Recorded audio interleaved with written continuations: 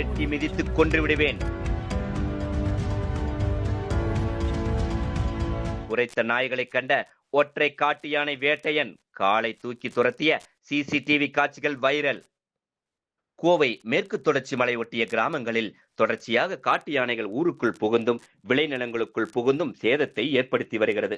இந்நிலையில் தொண்டாமுத்தூர் சுற்றுவட்டார பகுதிகளில் மனிதர்களை தாக்கி கொன்று அட்டகாசத்தில் ஈடுபட்டு வந்த ரோலக்ஸ் என்ற ஒற்றை காட்டு யானையை வனத்துறையினர் மயக்க ஊசி செலுத்தி பிடித்து பொள்ளாச்சி டாப்ஸ்லிப்பில் உள்ள முகாமிற்கு கொண்டு சென்றனர். இதனை அடுத்து சிறுவாணி அடிவாரம் ஆலாந்துறை பகுதியில் ஒற்றை கொம்பன் நடமாட்டம் தற்போது காணப்படுகிறது.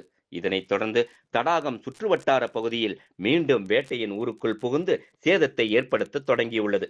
மேலும் மருதுமலை அடிவார பகுதியில் குட்டிகளுடன் 6 காட்டு யானை உலா வந்து கொண்டுள்ளது. கடந்த சில தினங்களுக்கு முன்பு தடாகம் பன்னிமடை பொன்னுத்தம்மன் கோவில் அடிவார பகுதிகளில் குட்டியுடன் காட்டு யானை ஒன்று உலா வந்து கொண்டிருக்கிறது. இந்நிலையில் நேற்று அதே பகுதி பன்னிமடை பூவரச மரத்தோட்டம் பகுதியில் உள்ள சுரேஷ் என்பவரது தோட்டத்து வீட்டில் நேற்றிரவு புகுந்த ஒற்றை காட்டு யானையை கண்ட அங்கிருந்த நாய்கள் குரைத்தன. அதனை கண்டு ஆத்திரமடைந்த வேட்டையன் பின்புறமுள்ள ஒற்றை காலை தூக்கி மிதிப்பது போன்று திடீரென திரும்பி துரத்தியது. பின்னர் அங்கிருந்த மாட்டு தொழுவத்திற்குள் நுழைந்து கால்நடைகளுக்கு வைத்திருந்த தீவனங்களை தின்று சென்றது. அது அங்கு பொருத்தப்பட்டிருந்த சிசிடிவி கேமராவில் பதிவாகி உள்ளது. அந்த காட்சிகள் தற்போது சமூக வலைதளங்களில் வைரலாகி வருகிறது.